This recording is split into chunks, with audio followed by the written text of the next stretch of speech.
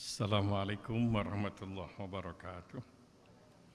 Alhamdulillahirabbil alamin wassalatu wassalamu ala asyrafil anbiya wal mursalin wa ala alihi wa sahbihi ajmain.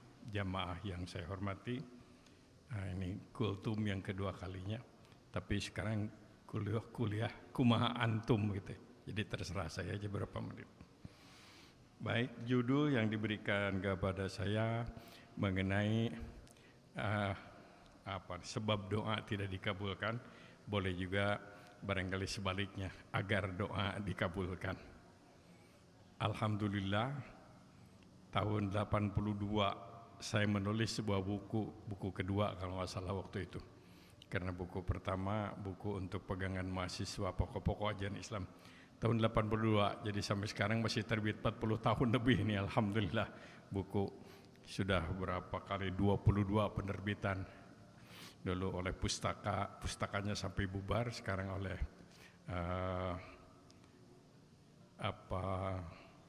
penerbit baru Syamil penerbit. Jadi saya merasa berbahagia karena sering saya mendapatkan kenikmatan ketika tawaf, jamaah yang sedang tawaf membaca bawa buku saya, mudah-mudahan ingat nama penulisnya begitu, sehingga didoakan begitu. Baik, ini pengantar aja. Jadi Al-Baqarah 186 menurut beberapa yang dicantumkan pada edaran ini, menurut beberapa ahli tafsir diawali oleh sebuah latar belakang asbabun nuzul. Ada seorang Arab dusun, Arab kampung, datang kepada Nabi ketika Nabi sedang bersama para sahabat. Ia bertanya dengan tidak sopan. Pertanyaan, "Hei Muhammad." Para sahabat kaget karena para sahabat tidak pernah memanggil Nabi "Hei Muhammad", selalu "Ya Rasulullah". Orang Arab ini bertanya, "Hei Muhammad." Lantas yang ditanyakannya juga sesuatu yang dinilai tidak sopan. Tuhan itu jauh apa dekat? Kalau Tuhan itu jauh, saya mau berteriak nih. Tapi kalau dekat, saya mau berbisik. Katanya Umar bin Khattab sampai berdiri. Agak ngambek gitu, nggak sopan betul nih orang ini. Tapi Rasulullah SAW sebagaimana sering kita dapatkan sebuah teladan yang luar biasa. Beliau senyum, memaklumi. Ya, namanya juga orang kampung. Ya. Jadi Rasul tidak menjawab, senyum, tapi kemudian Allah menurunkan wahyu.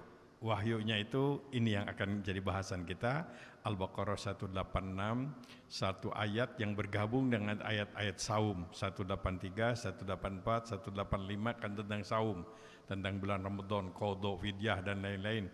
Dan kemudian 187 juga kembali tentang saum. Jadi ada 186, yaitu wa idza sa'alaka ibadi anni fa inni qarib ujibu da'watad da'i idza da'ani falyastajibuli wal yu'minu bi la'allahum yarsyudun.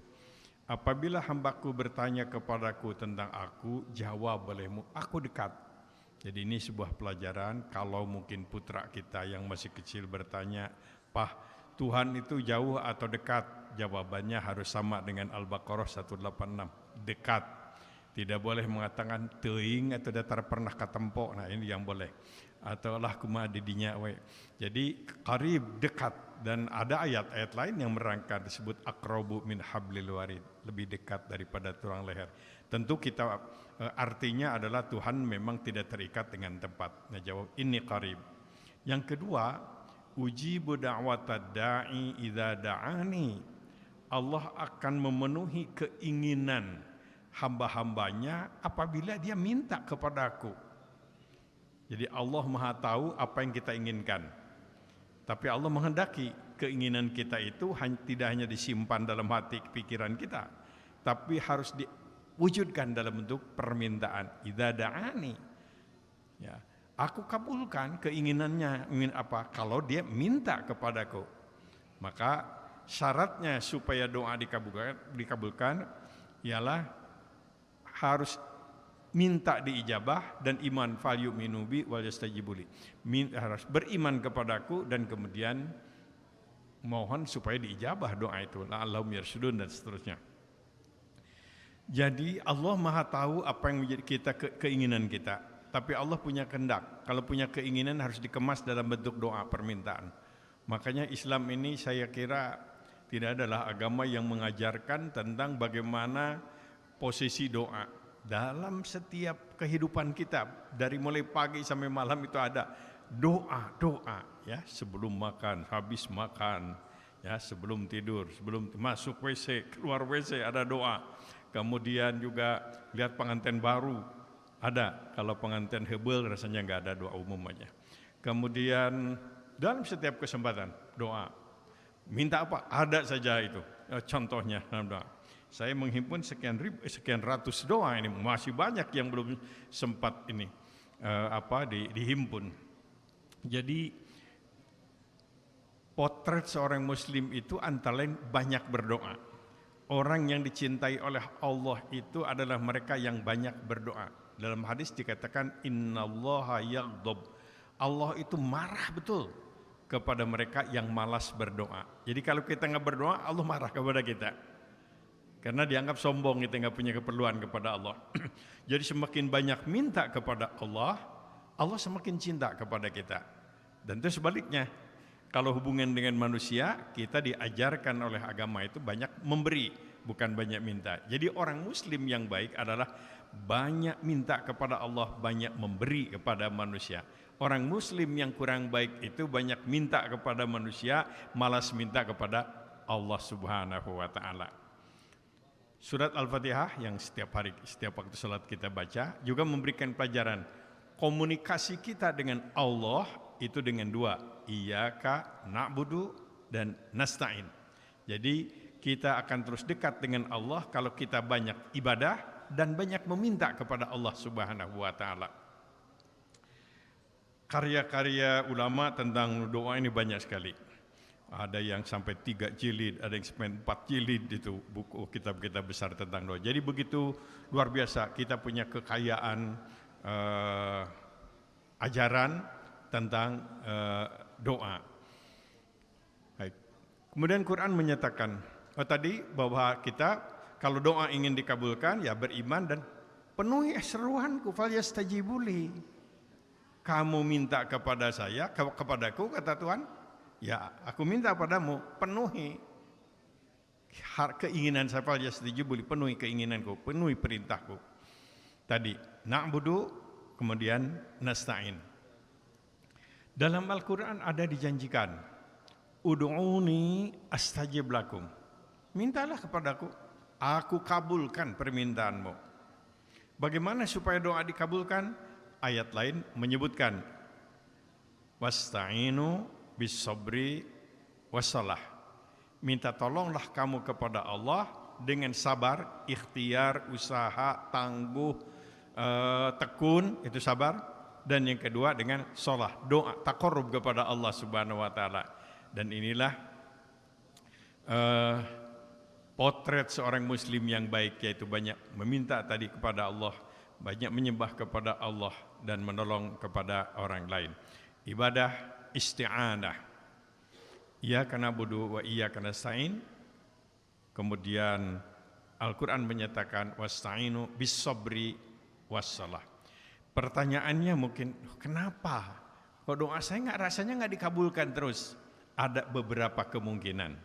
Allah berjanji doa akan dikabulkan, tapi kok rasanya doa saya tidak dikabulkan? Maka pertama, sebetulnya dikabulkan, cuma kita nggak sadar. Sebetulnya dikabulkan, cuma kita nggak sadar. Yang kedua, kemungkinan doa kita itu sebetulnya dikabulkan, cuma soal waktu. Harus ada proses bisobri tadi. Kalau kita berada di sebuah kamar tertutup, kita minta rizki, ya Allah berilah kami rizki, tidak akan datang rizki itu. Kecuali kalau kita buka pintunya untuk memberi kesempatan orang bawa rizki kepada kita, atau kita keluar mengambil rizki itu. Nah ini bisobri. Jadi harus ada ikhtiar. Kemudian yang berikutnya, doa kita tidak dikabulkan soal waktu. Nabi menyatakan sebuah doa dikabulkan paling tidak doa itu tidak mubazir. Karena semua doa adalah ibadah. Jadi ada investasi pahala di akhirat. Jadi kalau kita banyak berdoa, merasa di dunia tidak dikabulkan, tidak rugi. Karena itu menjadi bagian ibadah. Bahkan dikatakan ad-du'a'u mukhul ibadah. Doa itu adalah merupakan otaknya ibadah. Ya, para kritikus, para ahli hadis memberikan penilaian hadis ini kurang sahih, tapi esensinya adalah saya kira dapat dimengerti. Jadi setiap doa adalah ibadah, tidak ada yang rugi kalau kita minta. Banyak berdoa menjadi ibadah, investasi pahala. Kadang-kadang doa sesuatu yang kita minta ternyata oleh Allah tidak diberi oleh Allah dan diberi yang lain. Disadari atau tidak? Ketika seseorang minta kedudukan dan jabatan oleh Allah tidak diberi, tapi ternyata dia diberi katakanlah mungkin kemuliaan atau bukan diberikan sesuatu kelebihan yang lain. Atau sebaliknya, ketika seseorang meminta jabatan oleh Allah tidak dikabulkan karena Allah Maha tahu, kasihan kalau diberi jabatan nanti nggak lama-lama dia pasti dia kena KPK begitu. Maka oleh Allah diberikan yang lain yang lebih selamat dan yang lebih baik. Ini kemungkinan. Jadi bisa saja doanya dikabulkan, kemungkinan yang sebagai investasi pahala, kemungkinan juga diberikan dalam bentuk yang lain. Nah, hal yang juga diajarkan oleh agama kita, doa kita tidak dikabulkan itu ada karena ada sebab tertentu yang menyebabkan doa kita tidak dikabulkan. Pertama, dan ini yang perlu menjadi catatan penting kita, doa itu tidak akan dikabulkan. Kalaupun dikabulkan itu adalah karena namanya sungkunan Tuhan, yaitu kalau kita terbiasa mengkonsumsi makanan yang haram, yang diperoleh dengan cara yang haram, kita memakai pakaian yang diperoleh dengan cara yang haram, kita memiliki kendaraan yang diperoleh dengan cara yang haram. Jadi Rasulullah sallallahu alaihi wasallam berkumpul dengan para sahabat, tiba-tiba ada seorang pria. Dia ngangkat tangan sambil menangis, mohon doanya dikabulkan, ya Allah, kabulkan doa. Nabi segera memberikan komentar, fa anna yustajabu lahu. Gak mungkin doamu itu diijabah, tidak akan diijabah. Pakaianmu kau peroleh dengan cara yang haram, makanmu kau peroleh dengan cara yang haram. Ini harus menjadi catatan penting kita. Ketika kita doa tidak dikabulkan, jangan-jangan karena ada salah satu yang menyebabkan doa terhalang. Hadis menyebutkan, yaitu kekayaan yang kita peroleh dengan cara yang haram. Oleh karena itulah dalam dunia sufi kita mendapatkan contoh-contoh yang kadang-kadang oleh kita mungkin berlebih-lebihan gitu ya, berlebih-lebihan, yaitu ketika seorang mengambil sesuatu, makan sesuatu, kemudian baru tahu bahwa itu bukan dia punya, sampai diusaha supaya dimuntahkan begitu sampai. Tapi menggambarkan ini sebuah ikhtiar untuk kebersihan. Doa tidak dikabulkan karena bisnis yang kotor, karena bukan hak kita dimakan oleh kita, dipakai oleh kita. Wa na'udzubillahi min dzalik. Saya kira dalam suasana kehidupan sekarang kita perlu menjadi catatan penting. Berikutnya adalah doa tidak dikabulkan, mungkin kita ini sedang diuji oleh Allah. Islam mengajarkan hidup ini syarat dengan ujian. Malah secara khusus Allah Subhanahu wa taala katanya menurut hadis qudsi memanggil ratusan malaikat. Perintah Allah kepada ratusan malaikat, malaikat-malaikatku, berikan untuk sejumlah ujian kepada hamba-hambaku, biar aku tahu mana di antara mereka yang betul-betul kuat imannya. Nah, tentu ini jangan dipahami bahwa Allah tidak tahu kualitas keimanan hambanya. Allah Maha tahu, tapi Allah punya kehendak. Keimanan seseorang harus dibuktikan ketika dia menghadapi ujian. Nah, salah satu bentuk ujian dalam ajaran agama Islam ialah doa belum terkabulkan, sedang diuji oleh Allah Subhanahu wa taala. Jadi kalau lulus, tetap sabar, tetap tidak putus asa, tetap ikhtiar, maka sudah ada janji dari Allah Subhanahu wa taala. Nah, kemungkinan sekali lagi adalah sedang diuji oleh Allah Subhanahu wa taala. Memang menurut ajaran agama kita kan semua kehidupan ini syarat dengan ujian. Ya, istri jadi ujian, suami juga ujian. Jadi yang menguji itu bukan hanya dosen, bukan hanya asisten, ternyata punya istri juga menguji kepada kita, punya suami juga jadi ujian, kekayaan juga ujian, kendaraan, jabatan juga ujian. Nah, doa belum terkabulkan adalah karena ujian. Nah, mungkin doa itu tidak dikabulkan karena kita tidak mengikuti etika, akhlak, fikih di dalam berdoa. Maka kita baca kembali beberapa petunjuk dari Quran, dari sunnah Rasulullah Sallallahu Alaihi Wasallam, bagaimana doa yang baik. Pertama, Islam mengajarkan juga tentang posisi tempat. Semakin suci sebuah tempat, semakin besar peluang doa dikabulkan. Jadi bukan dongeng, bukan main-main kalau orang sering menceritakan pengalaman spiritual, doa di tanah suci sedang ibadah haji kok dikabulkan. Itu bukan cerita banyak orang. Saya mengalami hal seperti hal-hal yang aneh, tapi kok bisa dikabulkan? Ya sepanjang tentu saja agak pantas ya. Saya berikan contoh kecil, tapi saya nggak lupa. Sedang tawaf saya tersikut orang, kacamata saya jatuh. Kalau kacamata jatuh, saya nggak bisa baca buku doa membimbing ini. Maka oleh itu saya nekat di tengah orang sedang tawaf, saya nekat duduk bawa ke lantai mencari kacamata dan bautnya yang kecil itu. Waktu itu rasanya doa saya khusyuk betul itu. Ya Roda,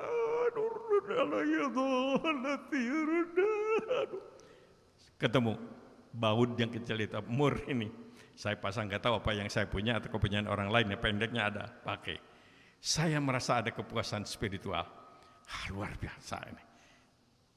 Luar biasa. Banyak pengalaman-pengalaman saya seperti itu. Tempat.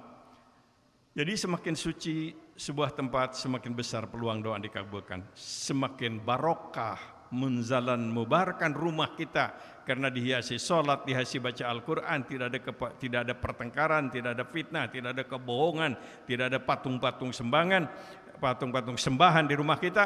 Doa semakin besar untuk dikabulkan. Tempat. Doa di masjid bagaimanapun lebih baiklah daripada doa di tempat lain. Yang kedua, waktu. Ada waktu. Di semua waktu kita boleh berdoa. Tapi Nabi berulang kali menyatakan ada doa-doa tertentu dalam skala kehidupan, waktu ibadah haji. Itu hadis yang banyak. Dalam skala tahunan, Ramadan. Ramadan itu syahrul ijabah, bulan dikabulkannya doa. Makanya Ramadan ini jangan sampai lewat begitu saja, untuk banyak minta kepada Allah, terutama meminta kita segera dibebaskan dari musibah corona seperti yang kita hadapi sekarang ini. Kemudian dalam skala mingguan, hari Jumat. Dalam skala harian, penghujung malam. Di penghujung malam, terutama setelah tahajud. Sekarang ini kita dalam tanda kutip dipaksa untuk bangun karena harus sahur. Kesempurnaan ibadah saum kalau kita sahur. Manfaatkan untuk berdoa. Baik sebelum makan, bangun, kita sudah witir, banyak taraweh, sekarang tidak lagi tahajud. Kita sholat 2 rakaat, syukrul wudu, sering disebut sholat hajat, mohon kepada Allah. Kemudian habis makan, ada waktu, silahkan mungkin batal lagi, syukrul wudu lagi, mohon kepada Allah Subhanahu wa Ta'ala. Itu waktu penghujung malam. Nah, yang tidak kalah pentingnya lebih dari tempat dan waktu adalah hal-hal yang berkaitan dengan tadi akhlak berdoa. Kita temukan umpamanya saja dalam surat Al-A'raf. Surat Al-A'raf ada khaufan wa tama'an tadarruan wa khufyatan. Doa itu harus ada penuh harap kepada Allah. Penuh harap sungguh-sungguh. Jangan kita berdoa, kena itu dijabah gelah yang dayak kene. Nah ini jangan ada perasaan kau. Wataman penuh kesungguhan. Penuh kesungguhan itu kalau berdoa jangan pakai andai kata. Ya Allah berilah kami rezeki andai kata Engkau berkenan. Kalau tidak, siun. Jadi jangan pakai andai kata. Ada seorang sahabat berdoa, ya Allah ampuni dosaku, andai kata Engkau berkenan. Kata Nabi, kalau kamu berdoa enggak usah pakai andai kata. Minta aja kepada Allah, minta kepada Allah. Enggak usah pakai andai kata Engkau berkenan, andai kata Engkau mau, andai kata Kau izinkan.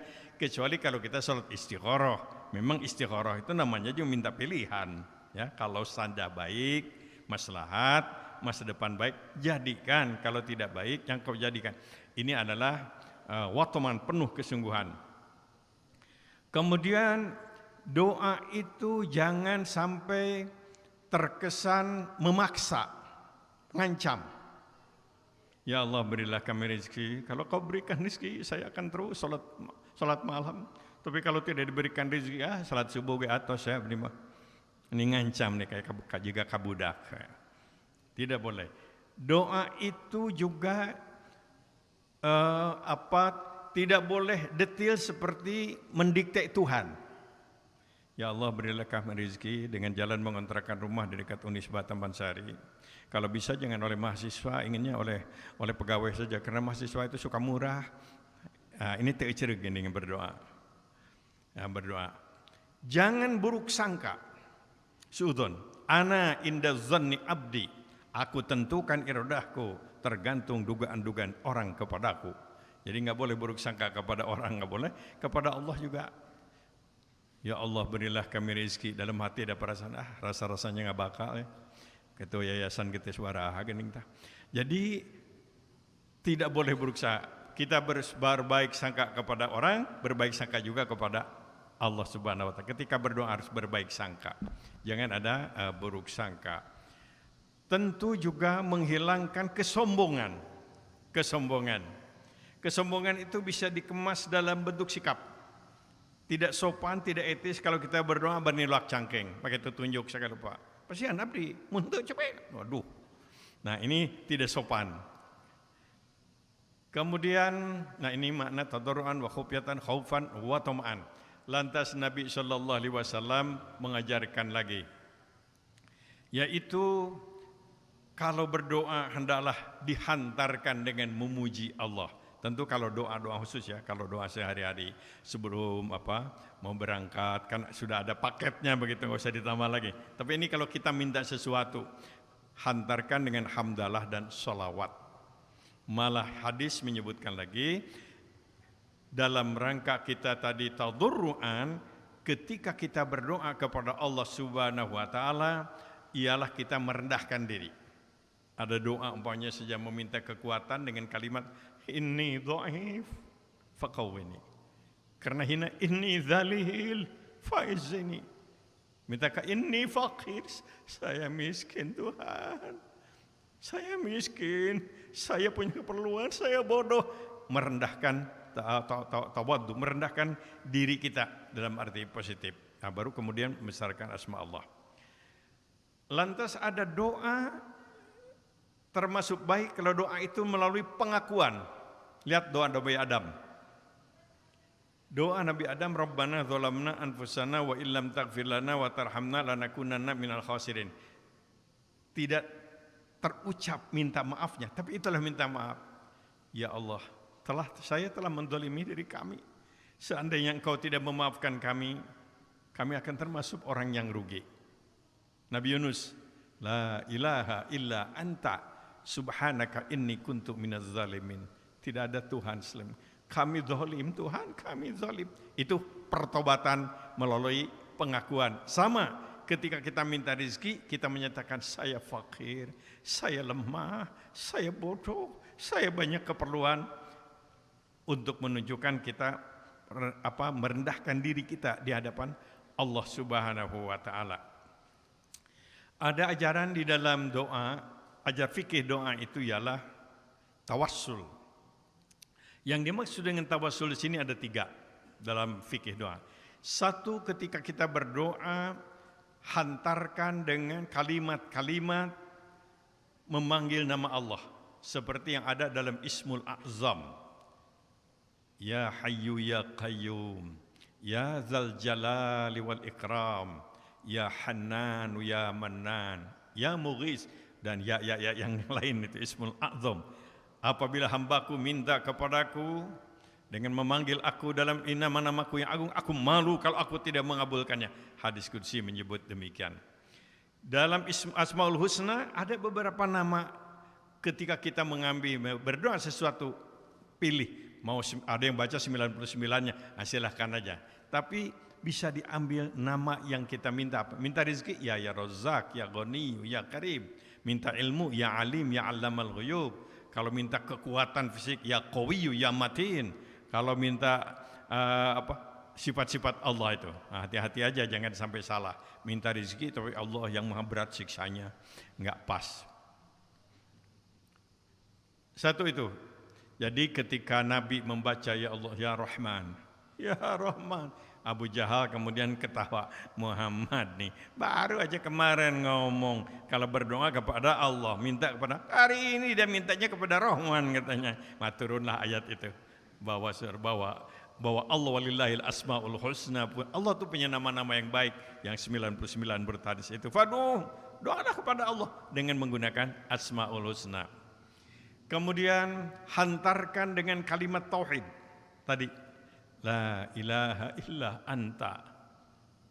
Hadis menyebutkan begitu, jadi la ilaha illa anta, dan minta kepada Allah Subhanahu wa taala. Nah, itu adalah tawasul yang kedua adalah dengan amal. Jadi sebelum berdoa salat dulu, sebelum berdoa saum dulu, sebelum berdoa sedekah dulu, sebelum berdoa khidmat dulu kepada ayah dan ibu, sebelum berdoa berdakwah dulu, berjihad dulu, sebelum berdoa berbuat baik dulu. Itu juga tawasul dengan amal. Banyak hadis-hadisnya terutama yang berkaitan dengan sedekah. Banyak itu tentang hadisnya sedekah. Ya, kalau berdoa dikabulkan, sedekah, doa mulia sedekah banyak. Jadi beramal dulu, berbuat baik dulu dalam rangka hendak wudu tadi, mendekatkan diri kita kepada Allah Subhanahu wa taala. Kalau kita mendoakan orang lain dalam permohonan ampun, maka etikanya hendaklah kita minta ampun dulu untuk diri kita. Contohnya doa kepada orang tua. Kita harus mendoakan orang tua. Contoh doanya adalah diawali dengan doa untuk kita dulu karena berkaitan dengan ampunan. Supaya jangan ada kesan bahwa kita tidak berdosa, yang dimintakan ampunan untuk orang tua saja. Jadi Rabbighfirli baru wali-walidayya, ampuni aku dan ampuni ayah dan ibu. Itu etikanya, akhlaknya. Ketika kita minta ampunan harus menyadari kita pun berdosa. Ya Allah, ampunilah dosaku dan ampuni ya Allah saudara-saudaraku.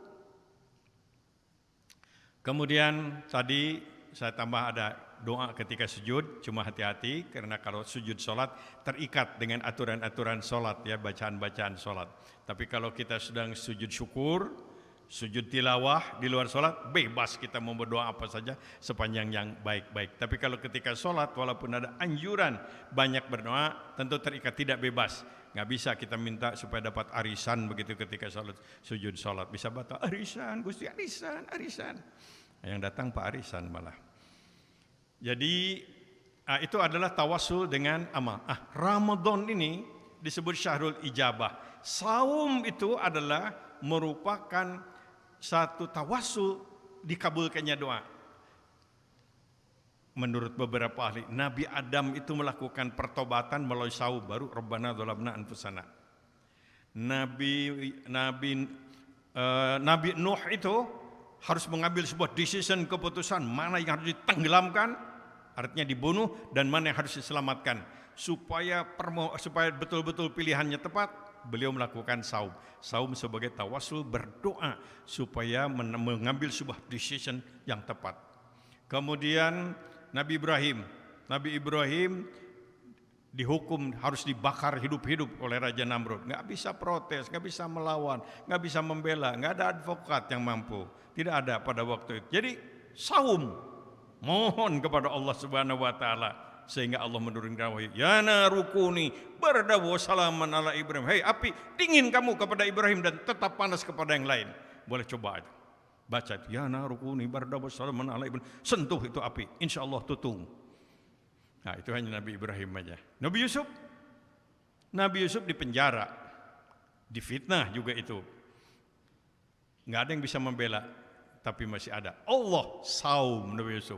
Dengan proses saum, tiba-tiba ada saja peristiwa. Gara-gara raja ngimpi, nggak bisa ada takbirnya. Nabi Yusuf bisa keluar. Malah beliau sampai jadi pengganti, menjadi orang pertama di Mesir pada waktu itu. Nah, saum ternyata bisa juga dijadikan sebagai pengantar untuk berdoa ketika menghadapi kezaliman, di mana kita tidak bisa melawannya, kita tidak bisa melakukan perlawanan, ada kekuatan saum dan kemudian berdoa kepada Allah Subhanahu wa taala. Dan masih banyak contoh-contoh. Selanjutnya adalah Doa yang paling baik itu doa seseorang untuk orang lain. Dan orang lain yang didoakan tidak tahu dirinya sedang didoakan. Jadi doa yang paling baik adalah doa seorang suami untuk istri. Doa istri kepada suami. Punten kandung tacan pajeng. Dan jangan laporan. Habis doa laporan sama istri. Mah, tadi saya mendoa 2 jam. Oh, ya lama betul. Ya, iya nah. Doa apa? Doakan kamu. Doakan kamu, ya terima kasih. Bukan terima kasih gitu. Kapan itu emasnya dijual?